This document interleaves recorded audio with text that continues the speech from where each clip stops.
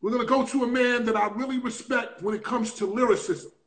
This man is one of my personal top 50 lyricists ever. If I want to hear lyrics, this is a man that I go to. I highly Jesus. respect him on the microphone. This is Black Thought, everybody. Everybody say what's up to Black Thought. He's in the building. How are you, sir? Yo, I'm good. I'm looking at myself like, damn, I look like the Black Duck Dynasty on this shit. This is crazy. Your beard has even got bigger. Like, my beard was crazy, so I know your beard's going to be Yeah. crazy. So listen, first and foremost, I always ask everybody the same question because I'm always going to want to know. How are you handling things during the coronavirus? What are you doing to stay busy? What are you doing to keep your mind in a good place? What are you doing? You know, I've been spending a lot more time with my family, which is a beautiful thing. You know, just being with my wife and kids. But as far as you know, keeping my head in the proper space and just keeping creative. I mean, you know, if you got a little bit of space in your crib to move around, that's a blessing. So I haven't, you know, I got enough space to sort of move around. I got my office to myself and just started, you know, working and recording from home. And, you know, been keeping busy that way. We still doing a Tonight Show, but just on some, you know, we doing a Tonight Show remotely. So I get it. How is that working? It's dope. It's dope. You know what I'm saying? We get all, you know, different assignments to do sort of weekly.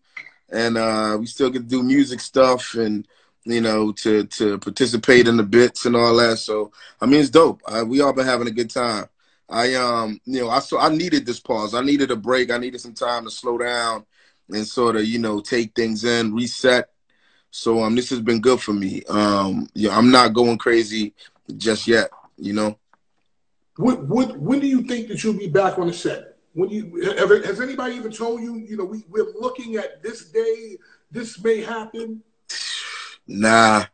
Like, you know, realistically, I mean, at first, you know, we've been taking it like 1 month at a time.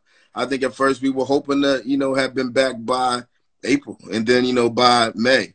You know, right now, you know, hopefully by June, but, you know, that might be ambitious. So just realistically, if I was taking an educated guess, I would maybe estimate August. Who knows, though? I mean, hopefully sooner than later. You know what I mean? I'm saying my guess, my estimation is August 1st. I'm right with you. I'm right with you. August 1st, because they let all the kids out of school and said the school is over for the year. So that means you've already written off June. You've written off half of June. Okay? So that takes us into July. So now you got to add 4 weeks for all these assholes out here doing what they want to do. So that takes us to August. Okay. Let's start. First of all, when we talked about it on Instagram, we were going back and forth on the DM, and we were talking about what we should do with you coming on the show.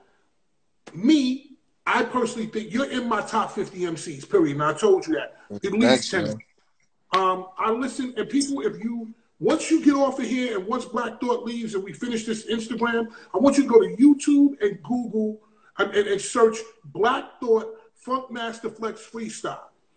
This man freestyled for 10 full minutes without stopping for air, and he said some fucking amazing shit. I'm going to give you one thing that always sticks with me. He said, I'm the sum of all fears. I'm the sum of all fears.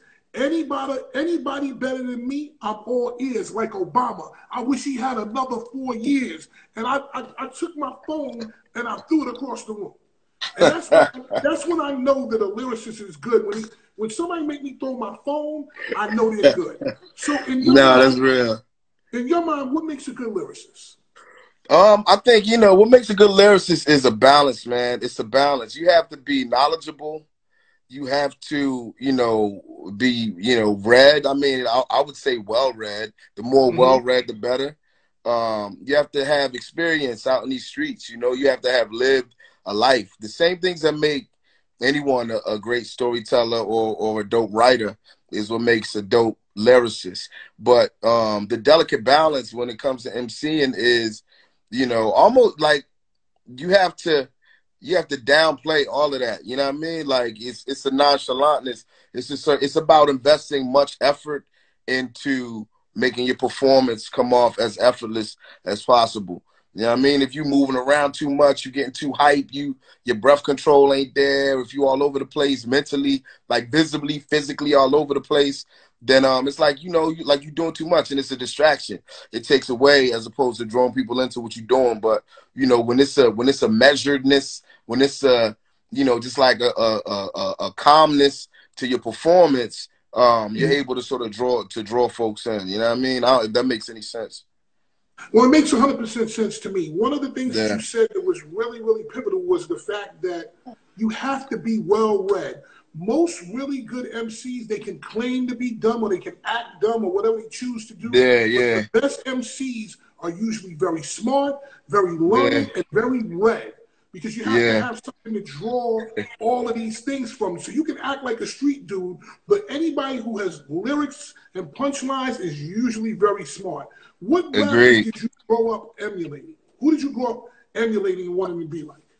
I grew up emulating, like my five, I call it my Voltron 5 of just 5 MCs that sort of come together really to comprise who I am or who I was as a young aspiring artist.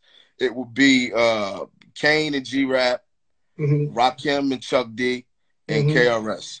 You know what I'm saying? They those are the rappers of, sort of the graduating class before me that I feel like they came together and begat me. But I you asked me to write down some, make my list of some of my favorites.